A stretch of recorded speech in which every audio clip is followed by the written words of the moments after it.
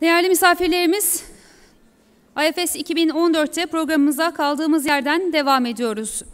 Şimdi Yenilikçi Kalkınma ve Altyapı Finansmanı Yöntemleri başlıklı oturumumuz başlayacak.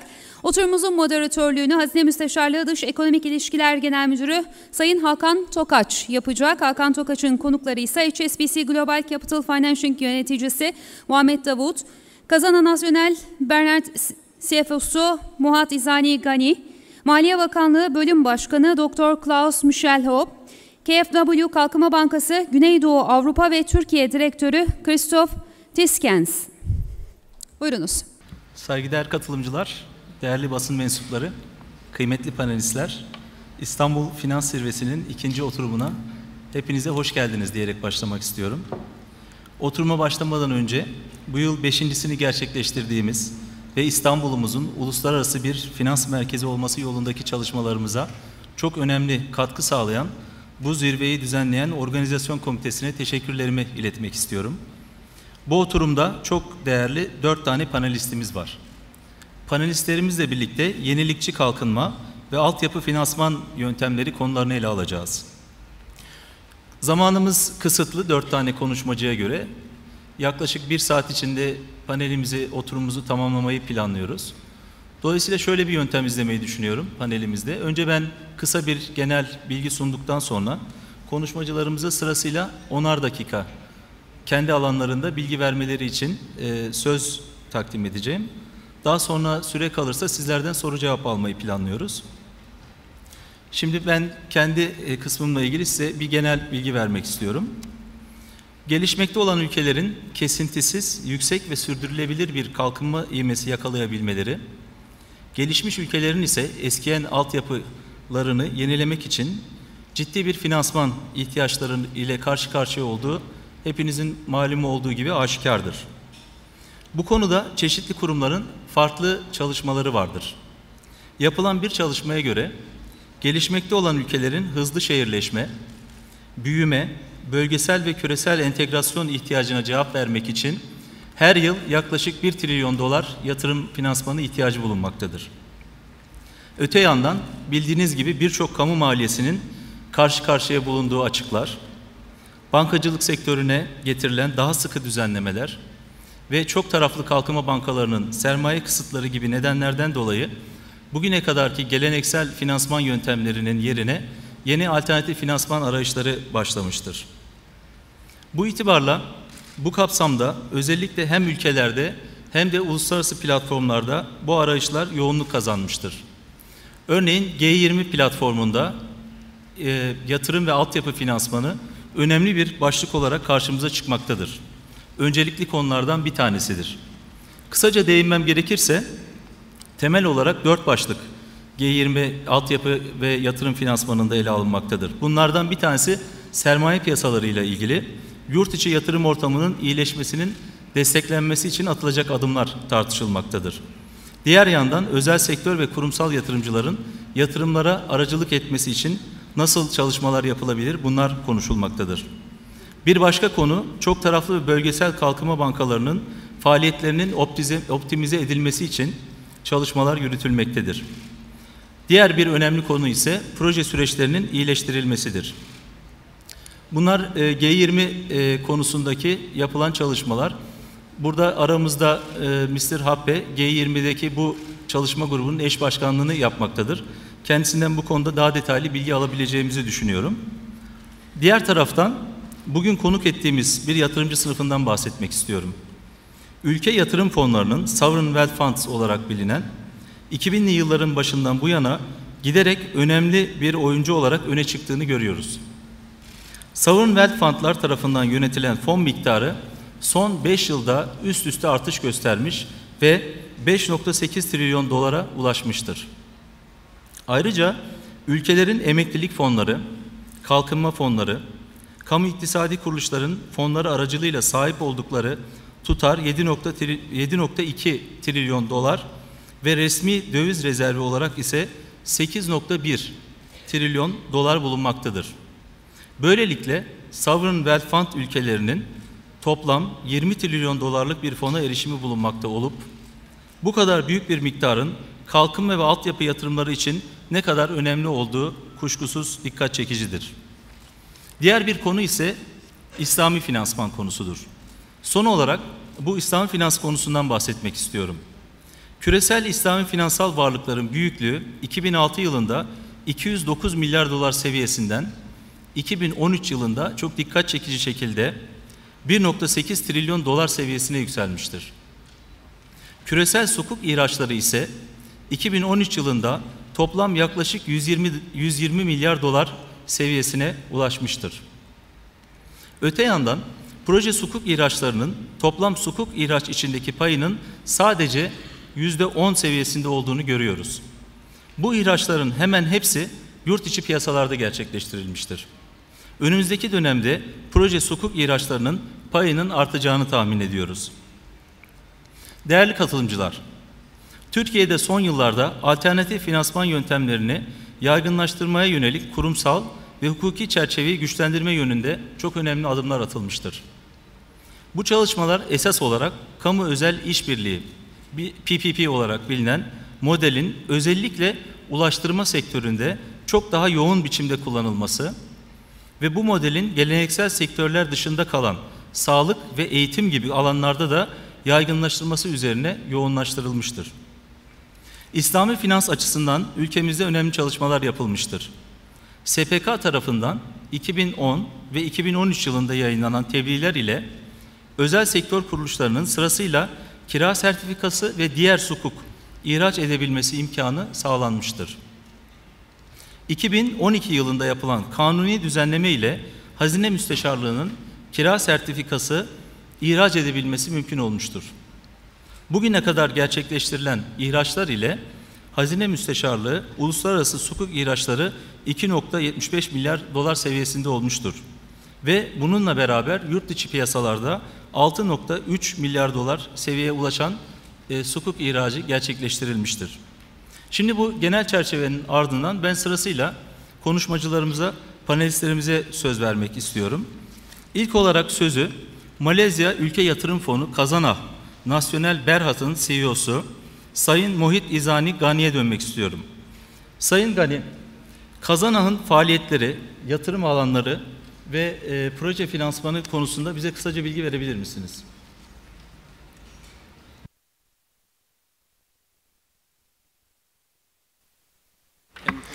Yeah. Assalamualaikum warahmatullahi wabarakatuh. Very good afternoon. First of all, thank you very much to the organizer of IFS for inviting me to this summit. It's always good to be back in this beautiful city of Istanbul, especially in this kind of weather. Perhaps I'm here to share some experience that we have gone through in terms of financing infrastructure development. Before that, if the chair can allow me to spare a few minutes on Khazanah, perhaps to know what sector that we cover, what sort of portfolio that we do in Khazanah. I think I have 6 slides that should be able to cover the 10 minutes or so in the presentation. As I said, we'll share some background on Khazanah, and I have 2 case studies. One is an exercise of privatizing toll road in Malaysia that the company raised up to $9.6 billion way back in 2012. And another one is a very interesting live project now. It's a construction of mass rapid transit system in KL, in Kuala Lumpur, to ease the congestion in Kuala Lumpur. Okay, some background of Khazanah. Khazanah is the strategic investment arm of the government of Malaysia. It was incorporated in 1993. We were only active in the last 10 years when we received the new mandate from the government. And it's wholly owned by the Ministry of Finance. We have 1 share owned by Lands Commissioner, because under Companies Act in Malaysia, there are at least 2 shareholders in the company. The Prime Minister, Datuk Sri Najib Tun Razak, is chairman of the board, and we have other board members in Khazanah that made up our board, coming from corporate captains in Malaysia and finance minister too, also in the board of Khazanah. We have very diverse investment portfolio. We have about 50 companies or so in Khazanah in various geographies. I'll share details later on. And we have RAV, reliable asset value, close to $42 billion that as of the financial year audited account 31st December 2013. In terms of sector that we cover, as I said, various sectors, very diverse. We are in financial services, we are in healthcare, we are in infrastructure and construction, we are in media and telecommunications, we are in leisure and tourism, we are in property, power, transportation and logistics. In the coming slide, I'll share more details in terms of companies that we have in these sectors. The objectives of Khazanah, as I said, the new mandate came to Khazanah in 2004. That's, I would say, about 10 years ago. Previously, it was a mere custodian of shares for the government. However, in 2004, the Prime Minister before this, Tun Abdullah, requested Khazanah to have a new mandate, i.e. we had to be more aggressive in our investments and we have to expand our footprints beyond Malaysia. So, we are to drive the shareholder value, we have to run company more efficiently and make sure that the corporate governance in the companies really prevail. We have also undertaken investments in new industries and markets with the objective to promote economic growth in Malaysia. Next, this is talk a bit more on the mandate that we have. As I mentioned earlier on, we have diversified investment portfolio across sectors and geographies. In terms of sectors, I mentioned just now. I think I would say we don't do two sectors in Khazanah. One is oil and gas. Oil and gas, we have another investment arm of the government called Petronas. Petronas is undertaking oil and gas sector on behalf of the government, and we don't do plantations. Plantations is handled by another government-linked companies called Samdabi. So other than these two sectors, oil and gas and plantations, we can have our hands on. In terms of geography, as early as 2005, we have started our footprints in Singapore, Indonesia, and then in 2008, we opened our office in Beijing, China, and we moved on to Mumbai, India, the same year, open office. And then last year, we opened office in San Francisco to cover technology sector. And then most recently as well, we opened our office in this beautiful city of Istanbul in November last year. That because we have some interest in Turkey. Second mandate is to make sure that we streamline and restructure our legacy investments. When the government gave the mandate to Khazanah, as early as 93 earlier on, as I said, it's a mere custodian. It came with us companies that was run earlier on by the government. So we have to make sure that we really restructure the legacy assets, and once they become more efficient, we are allowed to divest our shareholding and plow back the money for new investments. And the third one, as I said earlier on, to increase shareholder value of our companies. In fact, we have run one program called GLC Transformation Program, launched in 2005, and the program ran for 10 years and should finish by next year, 2015. It's actually to really drive our companies to become more efficient, more profitable, and in turn, they should be able to pay dividends to Khazanah, and hopefully we can upload dividends to the government. Partly to plow back the money for new investments, new sectors, new region. Fourth one is investment in new markets. I'll share with you which geography that we cover in more detail later on. And also, the fifth one is progressive divestment strategy. We have been paring down our assets to venture new sectors, new industries, and we have been very, I would say, very innovative in a way of divestment of our assets. In fact, in 2006, I was working with Brother Daud. on how to divest our assets. A structure that we had called exchangeable sukuk. In 2006, we raised $750 million. This sukuk is available for exchange in shares in our companies called Telekom Malaysia.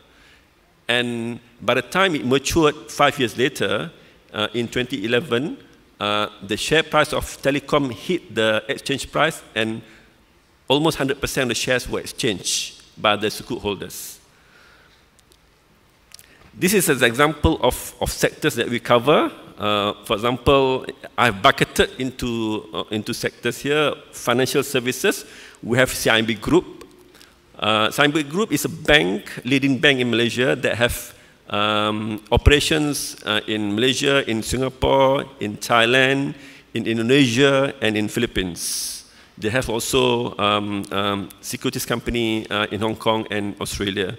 We have Sun Life, we have Acibadem Sigota, we have ACR Takaful. And under the bucket of healthcare, we have IHH Healthcare Group. This company was listed 2 years ago in July 2012. And under IHH, we have companies like Acibadem, operations in Turkey. We have Pantai Hospitals with operations in Malaysia. We have Parkway Hospitals with operation in Singapore. It's not listed there, but we have also hospitals in India under the brand name of Apollo. Under infrastructure and construction, we have companies called UEM. We have Plus will cover under case study later on, that handles the highway concession from the north bordering Thailand and the south bordering Singapore.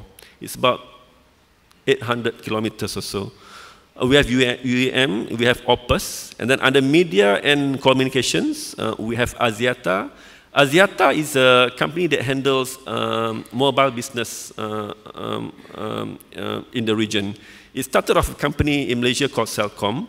After the establishment, the company has made acquisition in Singapore, in Indonesia, in Bangladesh, in India, and Sri Lanka. And now, the subscriber base of Axiata moved from initially 5 million to about 240 million now in the region.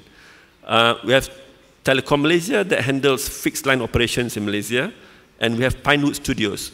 Pinewood Studios is a collaboration that we had with Pinewood of UK for TV and movie production. It's, I would say, the largest production venue in the region. In fact, currently now they are doing movie production for US company called Marco Polo. I think it's a 1-year production series, and the booking for the venue has been long because we have interest from out of Bollywood, of Hong Kong for the set. Move on to leisure and tourism. We have Legoland in Iskandar, the first one in Asia. It's just across Singapore where Iskandar is. We have Kidzania as well. It's a child role play edutainment entity. And we have property, we have operations in Iskandar, and then perhaps I can mention M&S. M&S is a property investment that we had together with Singapore. It's developing integrated development in Marina South in Singapore, 60% owned by Khazanah and 40% owned by Temasek of Singapore. Logistics and transportation, we own Malaysia Airports in Malaysia, and also we have 60% share in Sabia Gotchen here, ISG, and also we own Malaysia Airlines, about 70%. In terms of, for power sector, we have Tenaga Nasional, it's a national power company in Malaysia, and we have a joint venture company in Saudi, SWAC, that handles power and water project. Okay, this is a case study I want to feature. Perhaps I'll take a few minutes here. This is the highway concession. The background there, Plus is a company that we have together with another entity in Malaysia called Employees Provident Fund, the pension fund. That runs the highway from north to south. Together with that, they also have concessions for the bridges as well. The bridge that links Penang Island to the mainland, and also the island of Singapore to Malaysia. The Sukuk was issued in January 2012, and as highlighted, is the world's largest Sukuk issuance by far. I think it got rated even higher than Plus on its own standalone rating. It's just to make sure that the Sukuk, for especially the longer dated one, more than 25 years, it gets very effective costs in terms of pricing, and to provide assurance to the investors, it was guaranteed by the government for that particular portion. And I had a summary of terms there, very briefly. Perhaps you can take your time to have a look at it later on. Next. Okay, this is something that live now in Malaysia. This is the project called MRT, Mass Rapid Transit in KL. And as usual, in big cities, the traffic congestion is always a problem, and there's a need for us to address this in Malaysia. It was launched by the government and the Prime Minister in July 2011. Hopefully, with this completion, it will really ease the congestion in KL. It's, as of July this year, it has spent about 8 billion ringgit, about 2.5 billion US dollars, and progress has been very commendable, about 48% for the moment, and I have some pictures of the progress there. This is just outskirt of city of KL, and it's about 51 kilometers spanning across from the north to south. Some background on the entity that's handling it. This is called Dana Infra. Dana Infra is a government entity under Ministry of Finance that's undertaking the funding for this. It was established in March, just before the launch of the project, March 2011. Many highlights there. To make it interesting, this first ever issuer that offers retail sukuk to everyone on the street. So anyone can just invest in the sukuk and claim that they have part of the project, of the transportation project. It's still new. I think the take-up, I would say, I want more taken up by the public. I think it's all about marketing and awareness to the public. I think the government, the entity want to do more and more of these tranches in future. And then a special feature of this program is that they can increase the size of the program anytime, just in case they need funding for this, as long as the common guarantee comes with it. As of September this year, which is this month, the company has issued about 11.7 billion ringgit for the construction of MRT. These are briefly the terms of the sukuk. So with that, I will pass on to the MC. I'm happy to take on questions thereafter. Thank you. Sayın İzani Gani'ye bu ilginç sunumu için çok teşekkür ediyoruz. Çok güzel proje örnekleri gördük. Şimdi Alman Maliye Bakanı'ndan Dr. Klaus Happe'ye dönmek istiyorum. Sayın Happe, daha önce söylemiştim, aynı zamanda G20 bünyesinde yürüyen bir çalışma grubunun, Investment Infrastructure Financing, yatırım altyapı finansmanı çalışma grubunun eş başkanı aynı zamanda. Dolayısıyla Sayın Happe, bize G20'deki bu çalışma grubunda yürüyen çalışmalara kısaca değindikten sonra Almanya olarak siz ne tür yenilikçi finansman enstrümanları üzerinde çalışıyorsunuz? Kısaca bir bilgi verebilir misiniz? Buyurun. Thank you. Well, there we are. Thank you very much for this nice introduction, and thank you for having me here at this wonderful conference. Under the Australian presidency, the so-called IIWG was created, Infrastructure Investment Working Group. And this working group had four work streams, of which Germany covered only one and a half together with Mexico. That was the MDB involvement. Then Germany covered the financial intermediation work stream. Another work stream that very much overlapped with a different work stream in G20 was the investment climate issue that very much overlaps with the framework group, and there were close interlinkages to a Canadian-headed working group. And the last one was a project preparation work stream co-chaired by Indonesia, and they created a big paper of what must be taken into account when creating a sound project at home that has much to do with capacity building and institutional building in the several countries. So these IA investment infrastructure working group should also cover, that was a wish of the ministers, long-term investment into SMEs. And we, Germany, did a certain work on that, because Germany is always very interested in SMEs, but it's not only reflected in the title, but that doesn't mean that the subject wasn't covered in the last year. So what was our main input here? So we had several inputs into that working group, but it appeared that there were some overlaps with the financial market sector where more designated institutions are working on. So our main issue was here the subject we call the structure of standardized pooling vehicle.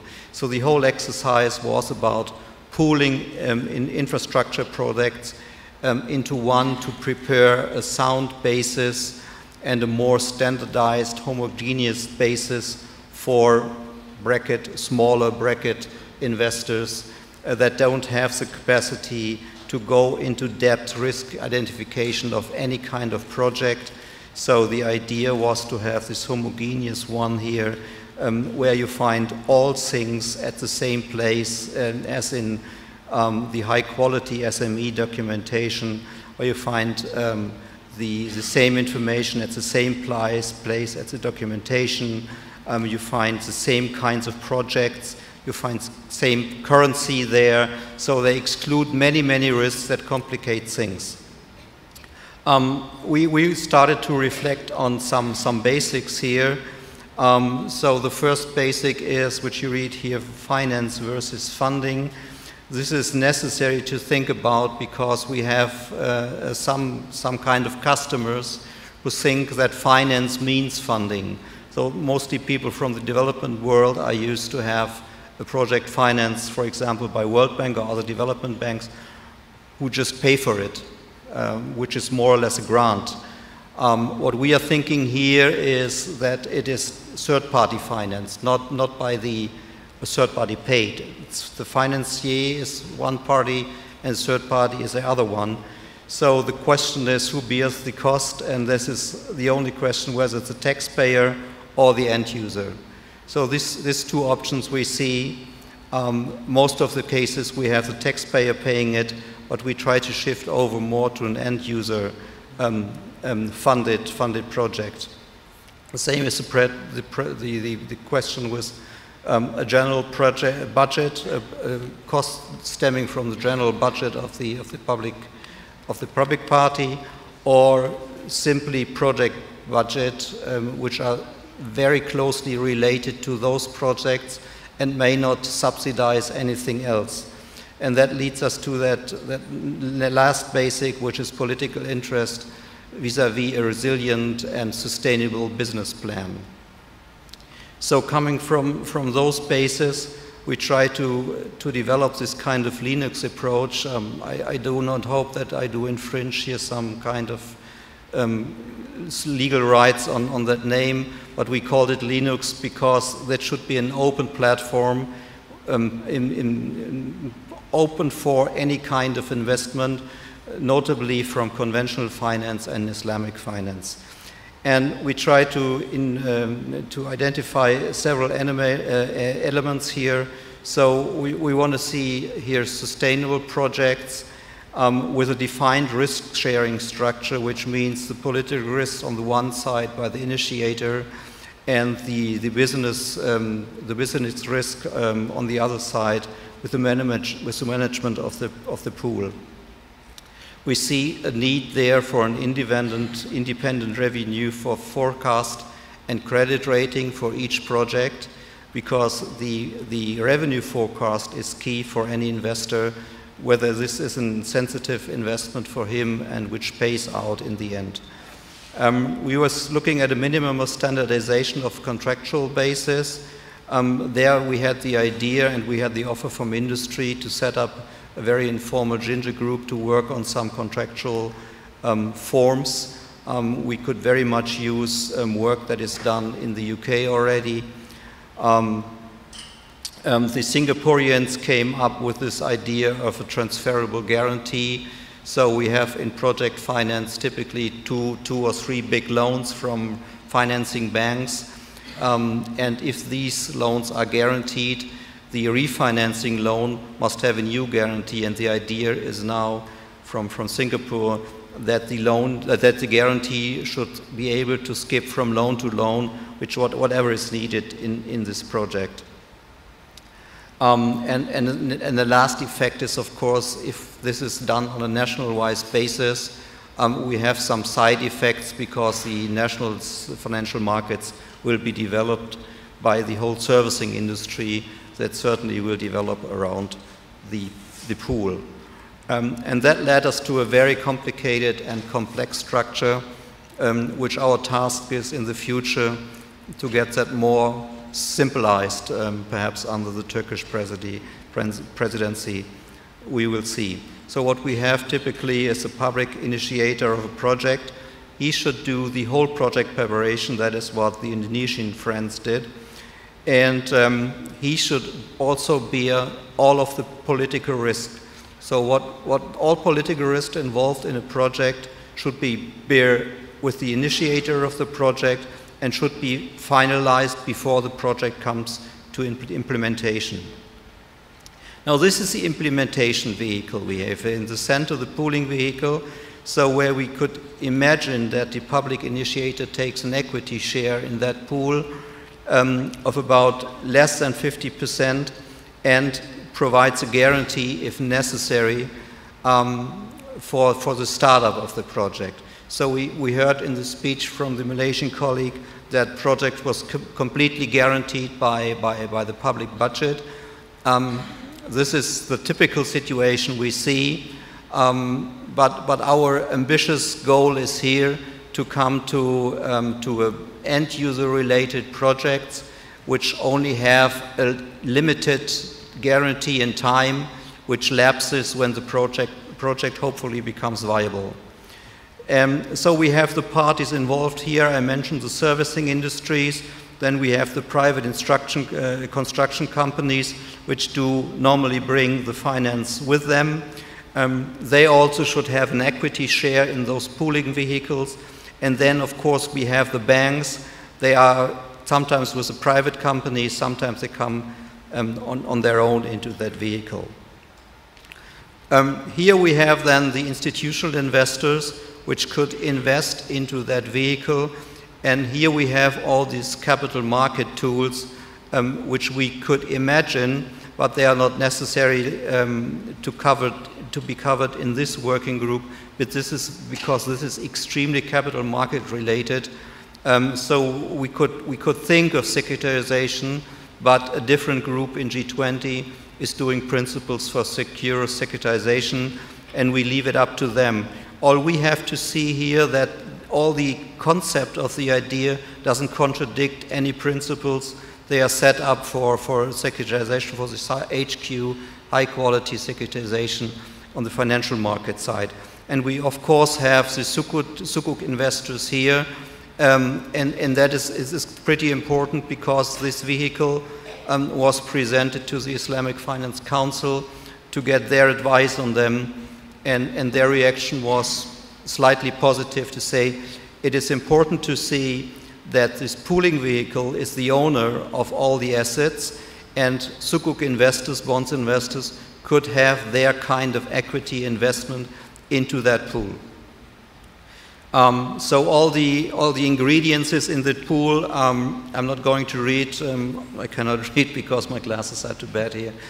And the last work stream we entered into here is the MDB involvement, because MDBs play a very important role in every infrastructure investment in emerging economies and development markets. And we do need them. We said they are optional, but you could imagine of, for example, an energy project or a gold mining project or whatever that could fly even in a developing country without MDB involvement. But we see that as a need, and the MDBs certainly could help us with their knowledge and with their involvement to have a certain kind of high-level standardization within that project. This is something which is very important to our development people. We have to closely coordinate with that the social standards are not undermined by the pure investment needs of this pooling vehicle. So I hope I kept my 10 minutes. Thank you. Doktor Abbey'e çok teşekkür ediyorum. Kamu özel işbirliği projelerinde doğru proje seçimi en önemli konulardan bir tanesi. Almanya'nın da bu konu az önce dinlediğiniz çok orijinal bir yaklaşımı var. Bunun G20 bünyesinde çok dikkatle incelendiğinden eminim. Şimdi Sayın Muhammed Davut'a dönmek istiyorum. Sayın Davut sukuk ihraçlarında çok öne çıkan HSBC'de üst düzey yönetici olarak çalışmakta. Sayın Davut bize öncelikli olarak İslami finans piyasalarındaki son gelişmelerden, sukuk piyasalarından biraz bilgi verdikten sonra İslami finansmanın altyapı finansmanında kullanımına dair yöntemler, enstrümanlar ve örnek projeler hakkında bilgi verebilir misiniz? Buyurun.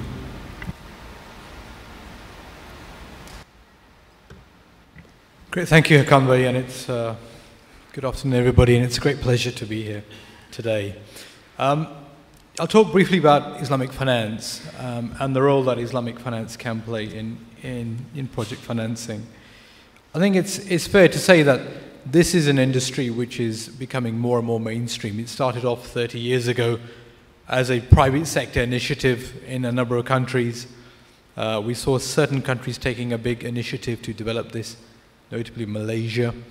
But over the last 30 years, it's grown and grown, and its importance in markets in the Middle East, in Asia, but also I think increasingly globally, is certainly becoming noticed. And you'll see that over the last 5 to 7 years, we've seen a very strong growth in this market. Now, there are estimates that indicate that this market is worth anywhere between 1.3 to 1.5 trillion dollars. Certainly, over the course of the next 10 to 15 years, we feel that this market will have a very, very profound effect and a very profound impact on economies here within Turkey, in the Middle East and Asia. And I think as a result of that, what we're seeing is increasing desire by economies outside of the core markets to tap into this for their own and to attract Islamic liquidity into their domestic markets. So we'll see that, this market, I think over the course of the next, 10 years, will continue to grow at a very, very healthy level of, and also bear in mind that in many of the markets where Islamic finance is operating in, the actual penetration in terms of banking penetration is actually clearly very, very low. And what Islamic finance does is actually, mobilize the additional liquidity funds which are typically residing outside of the banking sector in certain cases really for religious purposes. Why is this market important? I think in the context of the Gulf, you'll see that over the course of the next 10 years, that the banking assets which are comprised by Islamic assets will be somewhere close to 50%. Already in Saudi, the reason why the data here is ex-Saudi is that in Saudi, if you look at the retail market, the majority of the retail assets in Saudi are all Islamic. That is a market where at least 60 to 70% of the overall banking assets are going to be Islamic. In the course of the rest of the Gulf, by 2020, we envisage that anywhere between 30 to 40% of banking assets will be in Islamic format. In Turkey here, it's still very low.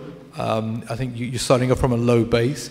But I think with the development and with the establishment of new banks, that could, by 2020, it could be anywhere between sort of 5 to 7.5%. So clearly, the market in the core regions of the Gulf and in Asia is going to command significant momentum and strength. In terms of the Sukuk market, that's a market which I have a particular focus on. Sukuk has really developed over the last 10 years, and it is the alternative to bonds.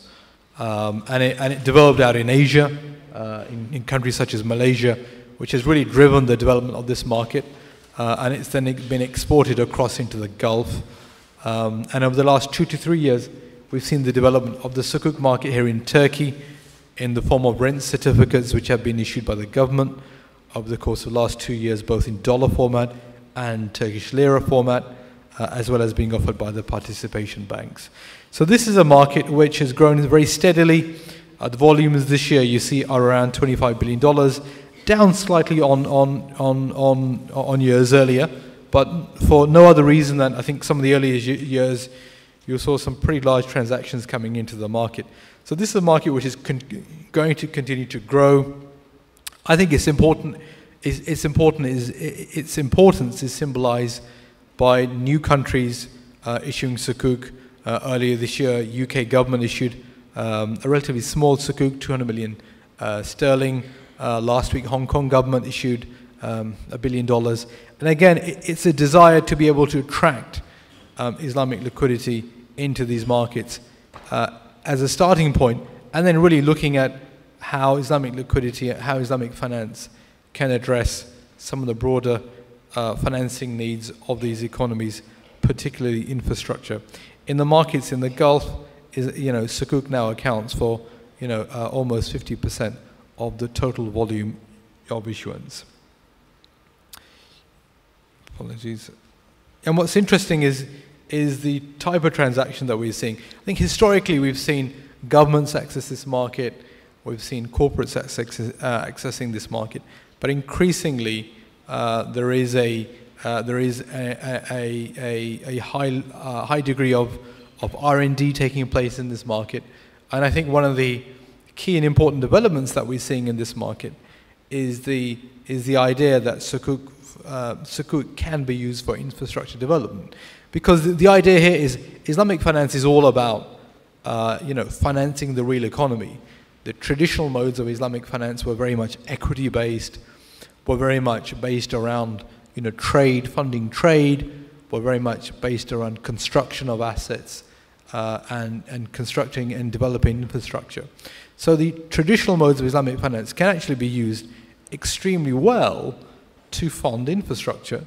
And what we're doing is by marrying modern conventional project bond techniques in with Islamic finance mechanics and practices, I think we're now beginning for the first time over the last 2-3 years to really develop in a real serious way project finance in the form of Sukuk, which can help really to develop and fund the infrastructure needs of governments and countries. And if you look at project finance, really, I mean, the whole basis of project finance, the idea here that you're relying on very much on the underlying cash flows of a project to be able to facilitate payments to financiers.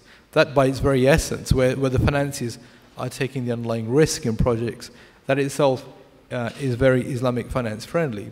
And what we've seen in markets such as Saudi Arabia, which has really sort of spearheaded the development of infrastructure funding, we've seen governments IPOing project finance companies.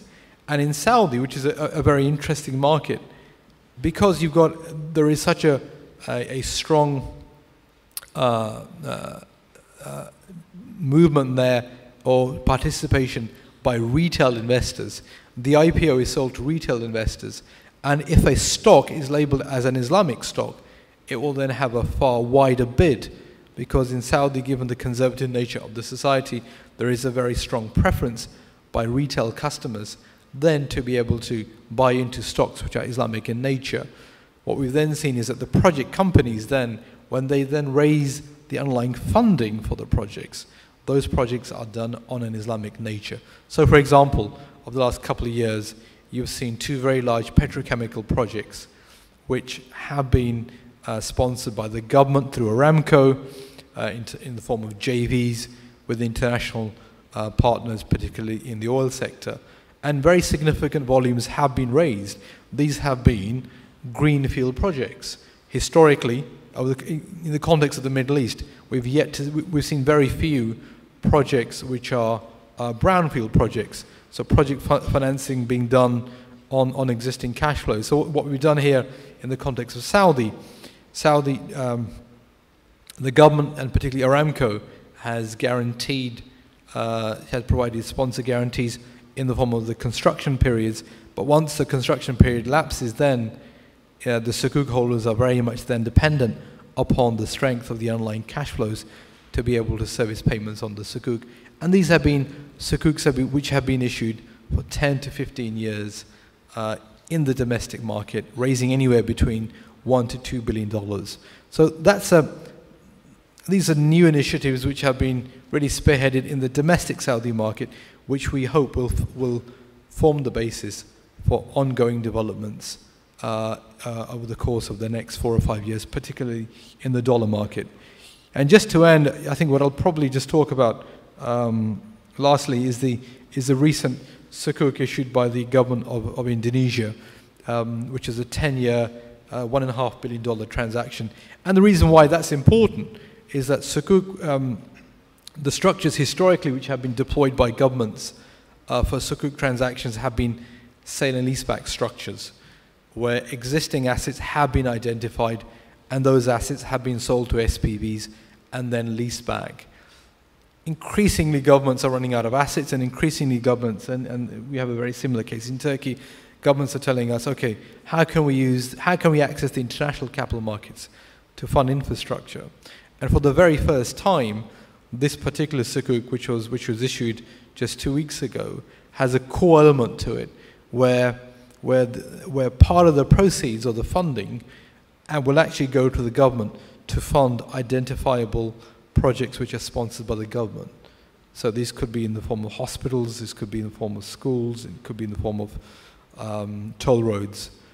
These will ultimately be, the underlying credit risk will still very much be with the government, but from a use of proceeds perspective, we are now moving towards structures where we're not, on day one, we're not identifying tangible assets, we're actually using the proceeds to fund assets which over the life of the sukuk will be developed, and once they're developed, they are then leased. I think this is a very real welcome development for the sukuk market, and it just shows that how the market is developing and adapting to the needs of governments for channeling Islamic finance towards infrastructure development. So I'll leave it with that and I hand over to the moderator, Hakan Bey.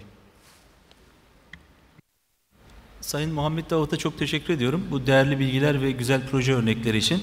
Şimdi Sayın Christoph Tiskens'e dönmek istiyorum. Sayın Tiskens, Alman Kalkınma Bankası KfW'nun Güneydoğu Avrupa ve Türkiye Direktörü. Sayın Tiskens, bize KfW'nun faaliyetleri, enstrümanları ve proje örnekleri konusunda bilgiler verebilir misiniz? Buyurun. Thank you very much, Hakan Bey. Thank you very much to the Istanbul Summit for inviting KfW. In my brief talk, I would like to make you familiar with KfW's overall approach here in Turkey, and to share some examples of our toolbox with you. So in general, of course, we believe as development bankers that innovative development financing has become more relevant in the wake of the financial crisis, which started, I think, exactly 6 years ago. And this is due to the fact that we observe shrinking fiscal spaces all over the region, not only here. And we see that the banks, the financial sector is reluctant with regard to the deleveraging process. They are ongoing. And this poses some constraints on long-term finance, and therefore, of course, pose constraints on long-term investments. And the development banks, of course, has to somehow to fill this gap by providing finance for new ideas, new markets, and to play a role also as a facilitator to bring together donors from every side, from the public funds, from the international financial institutions, and as well as the private capital. And as for KfW, we are very active in this role. You may know KfW is more or less the biggest national promotional bank in Europe, at least, with a worldwide representation. And in the meantime, we have a balance sheet volume of about 500 billion euros and annual financial commitments of about 70 billion euros, of which 20 billion euros are allocated outside Germany. And 1/3 of the funds committed are allocated to climate protection measurements. So in Turkey, we can look back on a very long and very successful cooperation, starting back in 1962. And for more than a decade, we have been here on the ground with 3 rep offices, 2 in Istanbul and 1 in Ankara. This reflects our active role, and one can say that Turkey is one of the most important countries for KfW outside Germany. We do our business in 3 main sections. The development bank, which is my home port, so to say, is targeting public finance needs. Last year, for example, we have committed 336 million euros in this field. Then we have the DEG, which provides funds for the private sector development.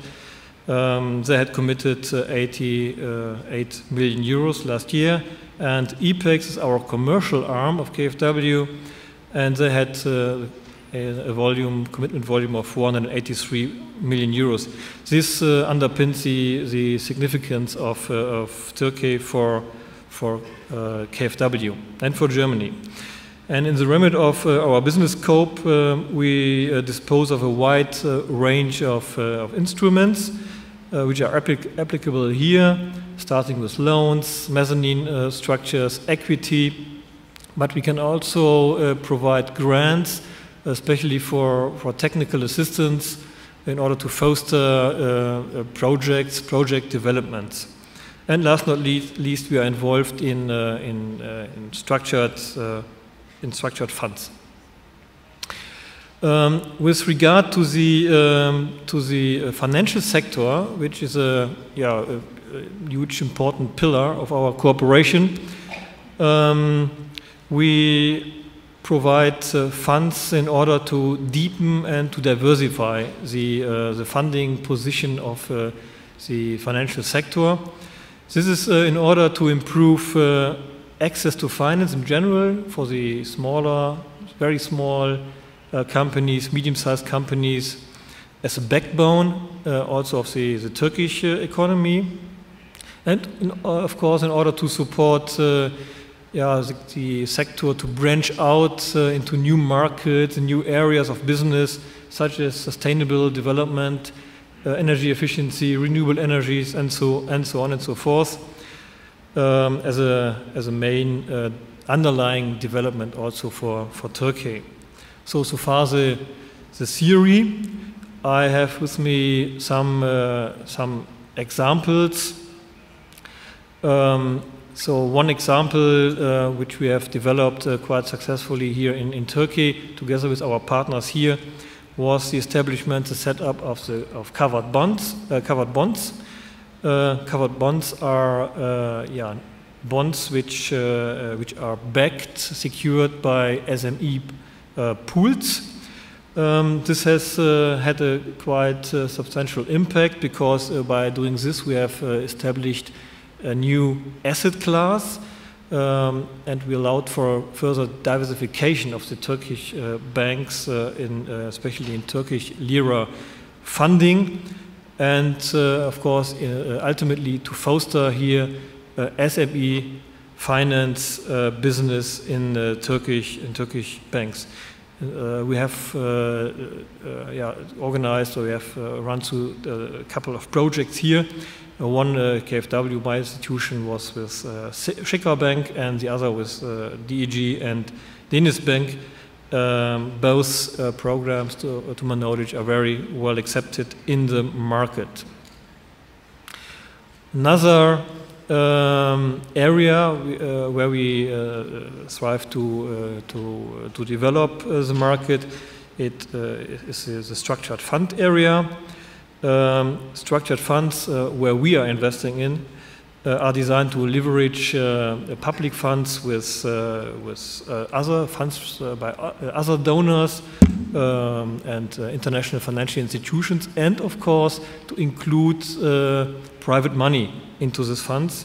This is in order to develop further innovation and allow for tapping in a very flexible way into new markets, for example in the SME market or in the environmental area. The benefits of these structured funds are principally this, that they contribute to donor harmonization, which as such increase the efficiency of these vehicles. And this structured funds provides for new opportunities for public and private investors. And the two flagship funds, so to speak, are also active here in Turkey. One very famous fund, one can say, is our flagship structured fund, is the EFSI. EFSI is the world's largest microfinance fund, with shareholder commitments in the meantime of about 1 billion euros, and the target of this fund is to foster very small businesses. In the meantime, more than 500,000 SMEs could benefit from this fund. The GGF, the Green for Growth Fund, is the EFSI's younger and smaller sister, so to speak. It aims at fostering the energy efficiency markets throughout the region, with a shareholder commitment of about 300 million euros. And also this fund has in the meantime achieved remarkable impacts here in the energy efficiency market, and provides for energy efficiency as such, and for CO2 reduction. This is the fund sector. And last of all, I have to bring on the table here an example, not from Turkey, but it's from India, where we have established a residential housing program in a way that we have established a so-called APEX structure. APEX means that one designated institutions, in this case the residential housing, the National Housing Bank, is responsible for the channeling of funds throughout the financial sector. The clue in this program is that we have integrated here a so-called performance-based approach. There was developed an underlying metric to measure the impact of measurements on the energy efficiency state of a given building. And this was done by two famous or reputable technical institutions from Germany and India. And the key building blocks of this program are the introduction of energy efficiency labels, and this labels provides for a proven quality standard of a given measurement, and determines in this way the conditions of the loans. And further on, another very important item is that we have built up a very intense cooperation between clients, building developers, banks, and the consulting industry in order to make the market, so to say. This program resembles of a program we have already established in Germany, which is very, very huge, big, and successful. It has had a strong impact on the energy efficiency market in Germany, and I can imagine that beyond India, one can also adopt or adapt this program in other countries. For example, why not in Turkey? To round off, I hope that I could give you some flavor of our work here in Turkey. We believe that KfW can contribute to innovative finance, always having in mind that we are doing these programs and these efforts in order to improve the living conditions of the people in the countries, to improve the economic development, and last but not least, the environmental conditions beyond this investment. Thank you very much. Sayın Tiskens, çok teşekkür ediyorum. Böylelikle konuşmacılarımızın sunum turlarını tamamlamış bulunuyoruz. Sayın Tiskens bize sürdürülebilir kalkınma odaklı Hükümet Kalkınma Bankası perspektifini güzel bir şekilde sundular. Sayın İzani Gani bize Sovereign Wealth Fund perspektifini sundu ve bazı güzel proje örnekleri verdi. Sayın Akbeden bu alanda G20'de yürüyen çalışmalar hakkında bilgi alma fırsatı bulduk. Ayrıca kendileri bize PPP köyü, kamu özel işbirliği alanında proje seçimine yönelik bir yaklaşımlarını sundular.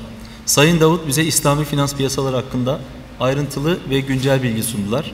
Konuşmacılarımıza sundukları bilgiler, özellikle zamanlamaya uydukları için ve yine çok uzak yollardan gelerek panelimize katıldıkları için teşekkür ediyorum. Şimdi birkaç tane soru cevap alabiliriz. Aslında programda bizim için ayrılan zamanı tamamlamış bulunuyoruz ama 10 dakika geç başladık. Tam 1 saat oldu. Birkaç soru alabiliriz sorunuz varsa. Buyurun.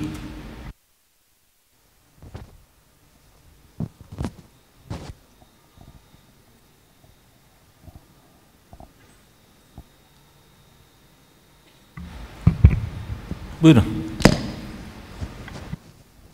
Well, thank you. My question goes to Mr. Gani from Kazanan. Apparently, you have invested in various, sectors in a very diversified geography. My question is very straightforward and short. How do you pick up the companies you would like to invest? In other words, are you involved in the search process, or do you just, wait and, see for the offers from investment banks? Thank you. Thank you. We have a process in the office. For example, in the sector that we want to go in, we typically have a study of the sector. For example, I can quote, for example, when we wanted to venture into healthcare, about 6 years ago, we had a study on healthcare sector. The study showed that there's a good potential for us to get involved in as a strategic to the government, to the country, and therefore, as early as 2006, I remember, or 7, we acquired our own hospitals in Kuala Lumpur called Pantai. It was initially it was listed and majority owned by investors in Singapore. That there is a need for us to make sure that homegrown hospital to be owned by us, and at the same time we started to have investments. For example, 10% in Apollo Hospital in India, and then if you are familiar with the corporate fight that we had with Fortis Group of India when we wanted to acquire Parkway Hospitals in Singapore in 2010. And then we had a very good collaboration with a group here, Acibadem Hospital. And all this we wrap up and listed under IHH. IHH now is the second largest healthcare provider in the world after a company based in US. So for each sector that where we go in, we typically had a study on the particular sector. Most recently, I can share, we feel that leisure and tourism is a sector that should be strategic to the country of Malaysia. We noticed that tourists don't stay in Malaysia for too long because there's not enough attractions, there's not enough high-end hotels in Malaysia. So therefore now we are really ramping up this initiative. That's why we brought in Legoland, for example, to Iskandar. We have acquired big area of development in Langkawi Island. For those of you who have been to Langkawi, Langkawi is an island just north of Malaysia. Beautiful beaches, pristine jungle, and we acquired about 1,000 acres of land, and our intention to preserve the jungle and build hotels around it. Also, we about 3 years ago, 4 years ago, we acquired a tract of land in South Johor on the east coast of Johor called Desaru. Desaru, in 2 years' time, will have water theme park that have dolphins, swimming around, and we have high-end hotels being planned for that. It should be ready in 2-3 years' time. So hopefully, with all those initiatives, tourists will stay longer in Malaysia. They will fly to KL and go off to the island in Langkawi and go down south to Iskandar. So hopefully, this will contribute to the national income of Malaysia. So those are the example sectors that we had a study first, and then we embarked on it. Of course, in terms of process before we actually invest in any particular country and sector, investment process, as usual, it has to hit our hurdle rate of investment hurdle rate. It has to go through the risks of the country. It has to go through, I would say, various stages of investment criteria, and thereafter, only once it has been cleared of all the criteria, then eventually you will make a decision to invest. Thank you. Başka soru yoksa panelimizi kapatıyoruz. Bizi dinlediğiniz için teşekkür ederiz.